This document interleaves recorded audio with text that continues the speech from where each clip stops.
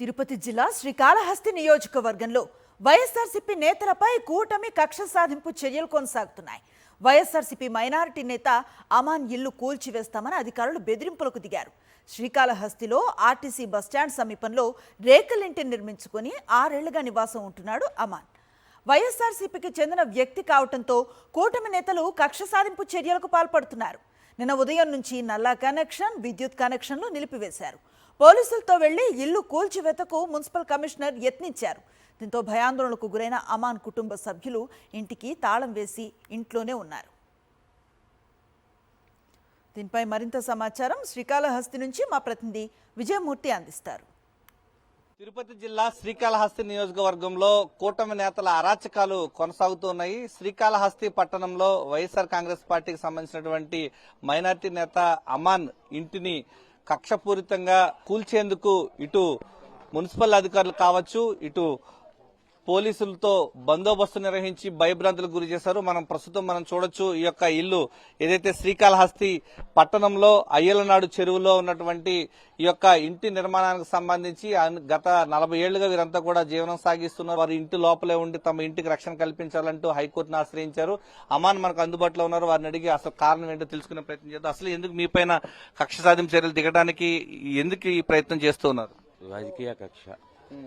మనమైతే ఎప్పుడు ఎవరిని దూషించిందే మన పార్టీ అనేది అనేకంగా ఉంటాయి. వారి బాధ్యత నిర్వహించుకుంటాం.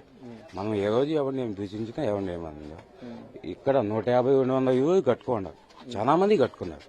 వారికి ఏవైతే ఉన్నాయో నాకు అవే ఉన్నాయి. నావి ఫేక్ డాక్యుమెంట్స్ అంటా ఉన్నారు. ఫేక్ డాక్యుమెంట్స్ ని 8 years గా గత సంవత్సరాల నుంచి నా దగ్గర పన్ను కట్టించుకున్నారు. కొరాయి పన్ను కట్టించుకున్నారు. వారు గవర్నమెంట్ అప్పటి నుంచి కడతా ఉన్నారు. పన్ను కట్టించుకున్నారు. కొరాయి పన్ను, కరెంట్ బిల్లు, అట్నే నాకు పొజిషన్ సర్టిఫికేట్, రిజిస్టర్ డాక్యుమెంట్ ఉంది. వారు చేసిందే కదా, వారు ఇచ్చిందే. నేను అన్ని పెట్టుకుని అందరూ ఎట్లా జీవనం సాధిస్తాను, నేను అలాగే జీవనం సాగించాను. ఎన్నడూ ఈ రోజు నా ఒక్క ఇంటికే ఎందుకు వచ్చిన విన్నాము. ఏదైతే వాళ్ళ కుటుంబ సభ్యులు ఇంట్లో ఉన్నారు, పాపం ఆడబిడ్డలు చూస్తుంటే మనకి కన్నీళ్ళు వస్తూ ఉన్నాయి. చాలా బాధ అనిపిస్తుంది. ఆడబిడ్డగా చెప్పండి అమ్మా, ఎందుకమ్మా మీ పైన ఎంత కక్ష అంటావు? ఎందుకు ఏం జరుగుతుంది అసలు? సార్ ఇక్కడ 200 ఇల్లు ఉన్నాయి సార్. ఏ ఇంటికి రాని బాధ, కష్టం అడ్డు మా ఇల్లు వచ్చిందా చెప్పండి సార్. బయటికి రండి, మీ మీద కేసులు ఉన్నాయి, కేసు ఫైల్ అయింది, మీరు ఎలా ఆత్మహత్య చేసుకుంటారంటే మా ఇల్లు లేనప్పుడు మేము ఎలా ఉంటాము చెప్పండి సార్. మేము ఎక్కడ వెళ్ళి ఉండాలి? రోడ్డు మీద ఉండాలా? మేమెంతో కష్టపడి కూటికి లేనోళ్ళు, గుడ్డకు లేనోళ్ళం ఎంతో కష్టపడితేనే మాకు ఇల్లు వచ్చింది సార్. ఒక్కరినే ఎందుకు మరిగెక్కిస్తా ఉంటారు? రాజకీయాలు అనేది ఆ పక్క పోయిన వాళ్ళు ఈ పక్క వస్తారు, ఈ పక్క ఆ పక్క పోతారు.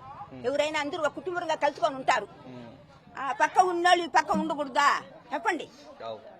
ఇల్లు కట్టుకోకూడదా? ఎప్పుడో కట్టిన ఇల్లు ఇది. ఇప్పుడు ఇల్లు మీద అవసరం ఏమి? చీకట్లోనే వారంతా కూడా ఉంటున్నారు. ఈ యొక్క కక్ష సాధింపు చర్యలు విడనాడి తమ కుటుంబం పట్ల ఈ యొక్క హైకోర్టు ఆర్డర్స్ ప్రకారం తమకు రక్షణ కల్పించాలని చెప్పేసి వేడుకుంటున్నారు. కెమెరామెన్ ఎల్ఐతో విజయమూర్తి, సాక్షి టీవీ, శ్రీకాళహస్తి నుంచి.